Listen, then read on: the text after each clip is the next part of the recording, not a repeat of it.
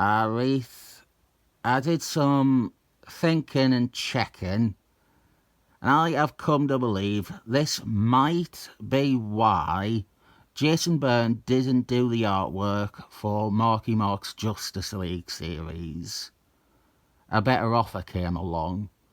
He was going to take over writing and penciling the adventures of the Incredible Hulk. This is Incredible Hulk issue 314, the first issue from Jason Byrne.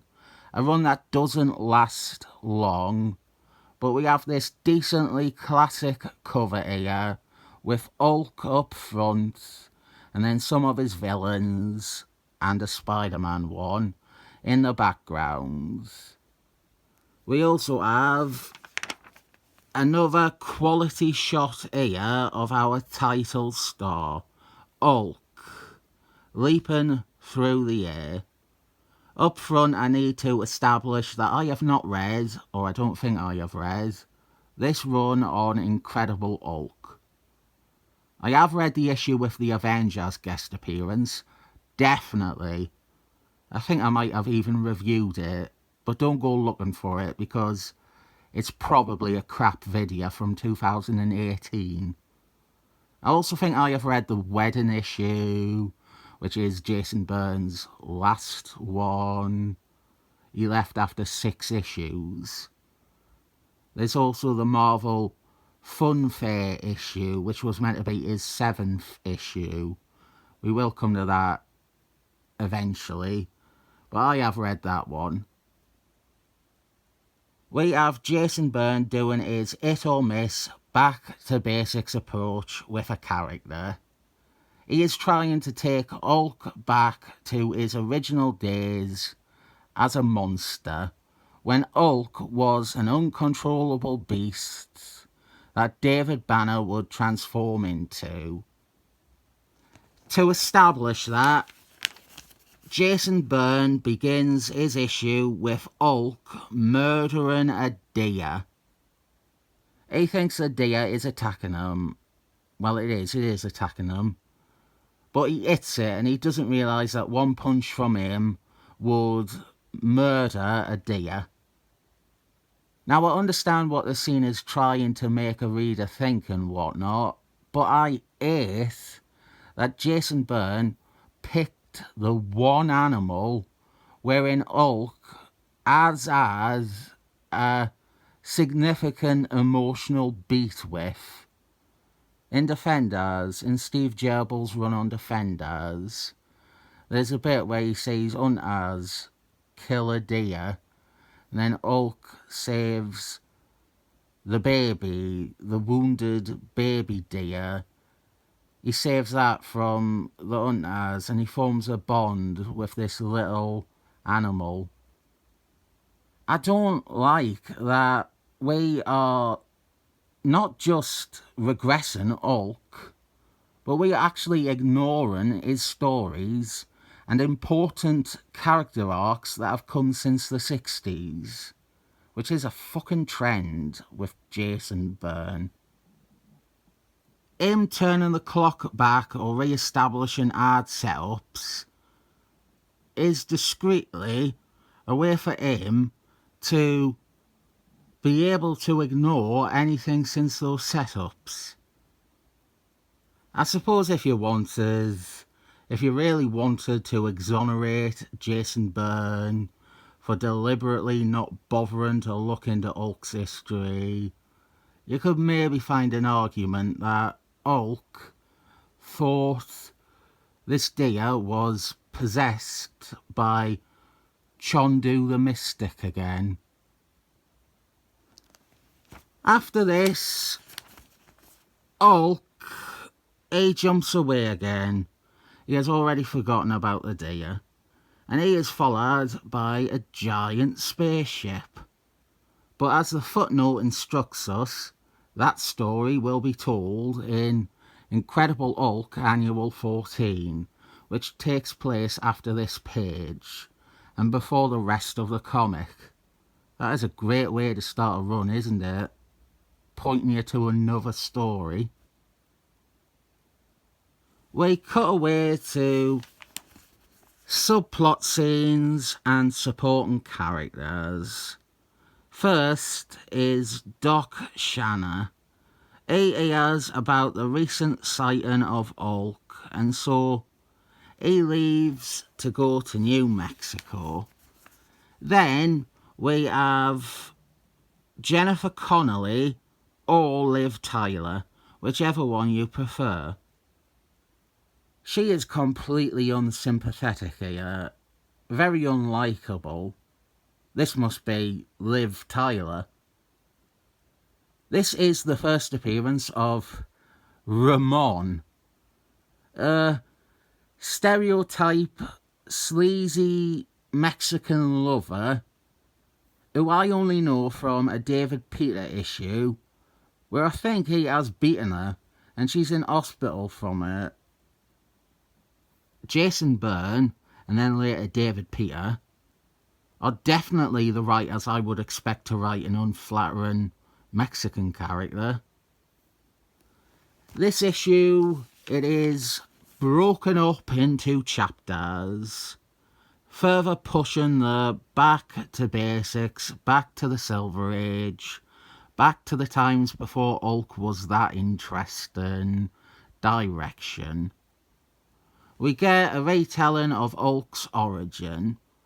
I don't mind retelling origins. It is neat to see an artist like Jason Byrne recreate and reinterpret imagery from something like the Incredible Hulk issue 1.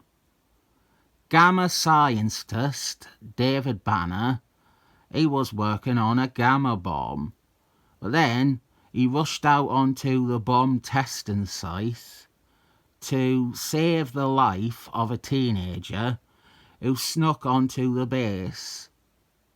And so David Banner, he was caught in the blast.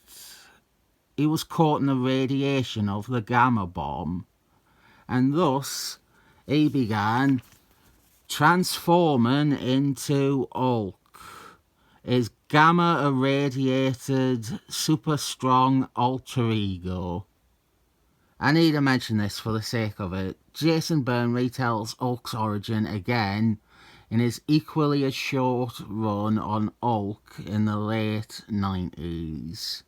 And that version is much worse and includes the retcon that Skrulls were involved with the whole thing.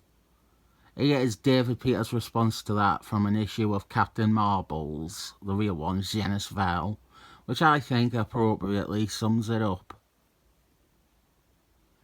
A large portion of this issue is fight scenes. First, we have M.O.D.O.K and Doc Shanna.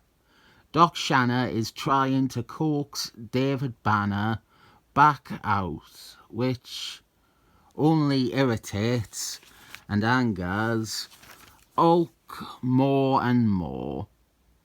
Doc Shanna is another person who has been subjected to gamma radiation, gamma experiments. They make him strong enough to fight M.O.D.O.K. Never strong enough to beat him, but strong enough to fight him. I don't much care for Doc Shanna, but this is basically art porn. M.O.D.O.K starts imagining he is fighting his enemies, but also Juggernaut for some reason. M.O.D.O.K and Juggernaut, before this, I think they only had met once or twice. And the one I'm thinking of, the cover is them teaming up. So I don't know why Juggernaut was one of the first enemies M.O.D.O.K imagined. Well, I do. It is because Jason Byrne wanted to draw Juggernaut. And why not? He is a great character, and that is enough. After him, we have M.O.D.O.K. He looks great here. This is... what? This has to be like Jason Byrne in his prime, right? These years... Alpha Strike, Fantastic Force, this, before he went to DC. I am guessing most people would point to these as his best few years. Rhino Man next. From the pages of Amazing Spider-Man, Rhino Man. Now, Hulk did fight Rhino Man a lot. Rhino Man was in more Hulk issues than Juggernaut ever was. But I still think of him mainly as a Spider-Man villain. Never a Hulk villain. Next is someone who is unconditionally a Hulk villain. Abomination Man. One of his arch enemies, really. And closing the sequence of hallucinations is his other obvious arch enemy, Reader. This little demonstration repeats what I have long said about Hulk and his rogues gallery. But Jason Byrne was even worse at representing it. He could have included the UFOs easily. They were more recent, but they had already solidified themselves as major recurring enemies for Hulk. Moonstump, I bring her up because not only is she a great female villain, but Jason Byrne designed her. Even if she had graduated to being an Avengers enemy by this point, she would have been a great one to include as one of these ghosts. Crusher, he fits into the same camp as Rhino Man and Juggernaut. Zach Morris, the Circus of Crime. You all love the Circus of Crime. Why hasn't he included the Circus of Crime? I criticise Hulk's rogues gallery, but I do want it to be better. There's stuff to work with, but they don't. It's just Reader and Abomination, and if they remember them, the UFOs. Then a bunch of shared ones like Rhino Man and Crusher. While Hulk is distracted by these mirages, Doc Shanna thumps him in the face so hard that it takes a full page to show it. Doc Shanna, he has actually knocked Hulk out. He starts hypothesizing about how he can cure Hulk, how he can have David Banner removed from this physical prison forever, and Hulk will no longer be a problem. Much like with Bambi earlier on, Jason Byrne is flagrantly overlooking the revelation from only an issue or two before this one that David Banner's anger and rage, the thing that manifests in David Banner as Hulk's persona, was developed and grown from his abusive father, not from the Gamma bomb.